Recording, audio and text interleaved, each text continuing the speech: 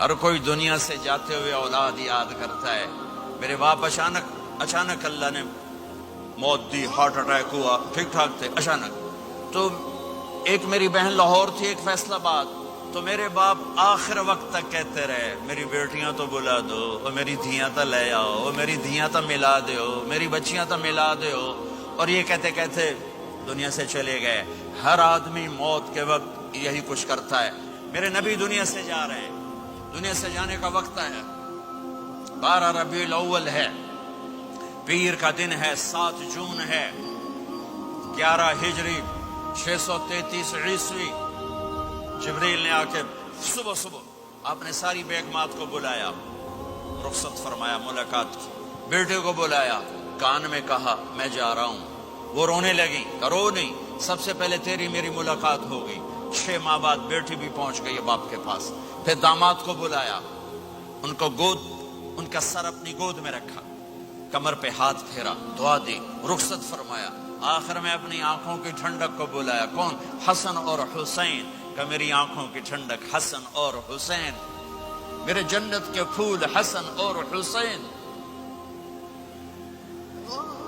یوں لیا اور ساتھی آنسو ٹپ ٹپ ٹپ ٹپ ٹپ ٹپ. بیویوں کو جدا کیا، آنسو نہیں. بیٹی کو جدا کیا، آنسو نہیں. داماد کو جدا کیا، آنسو نہیں. جب بچوں کو جدا کرنے لگے تو یوں آنسو. ایک کو زہر میں تڑپتے دیکھا، ایک کا کٹا سر نیزے پہ چڑھتے دیکھا تو آنسو رک نہیں سکے. دعا نہیں کی، ہاتھ نہیں اٹھائے، اللہ کی تقدیر کے سپرد کر دیا. اولاد کو ذبح ہونے کے لیے تیار کر لیا کہ کل میری امت اولاد کے پیچھے جھوٹ نہ بولے، رشوت نہ لے، حرام کاروبار نہ چلائے، دھوکہ نہ دے، فراڈ نہ کرے. بچوں کو کہاں سے کھلائیں، بچوں کو کہاں سے پلائیں؟ کہ یہ میرا حسین کا سر کٹ کے نیزے پر چڑھا ہوا ہے. جب سب چلے گئے تو جبریل آ گئے. آپ نے فرمایا کیا ہوا؟ خاموش کھڑے تھے. کہ موت کا فرشتہ دروازے پر ہے، اندر آنے کی اجازت چاہتا ہے. اپنے نبی کا مقام دیکھو، موت بھی پوچھ کے آتی ہے. آپ نے کہا آ جائے. آپ کی اجازت پر ملک الموت اندر آئے. اسرائیل کا السلام علیکہ یا رسول اللہ. کہنے لگا آپ پہلی ہستی ہیں، میں سلام کر رہا ہوں، میں نے کبھی کسی کو سلام نہیں کیا. کہنے لگا آپ پہلی ہستی ہیں، اللہ نے فرمایا تھا پوچھ کے اندر جانا، بن پوچھے نہ جانا. پھر کہنے لگے آپ پہلی ہستی ہیں، اللہ نے فرمایا آنا چاہیں تو لے آنا، رہنا چاہیں تو چھوڑ کے آ جانا. یہ وہ دربار رسالت ہے جہاں موت بھی پوچھ کے آتی ہے. آپ نے فرمایا میں اجازت دے دوں میری جان نکالو گے؟ کا جی نکالوں گا. آپ نے یوں جبریل کو دیکھا، کیا کہتے ہو، جاؤں یا رہ جاؤں؟ جبریل نے کہا اللہ آپ کی ملاقات کے شوق میں ہے، فیصلہ آپ کریں گے.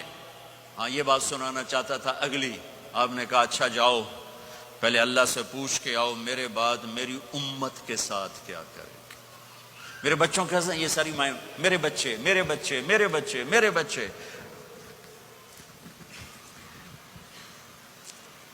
میرے نبی کو تو پتا تھا کہ یہ تڑپ تڑپ کے ایک زہر میں جائے گا اور ایک کا سر کٹ کے نیزے پہ چڑھے گا. کیوں نہیں ان کے لیے ہاتھ اٹھائے؟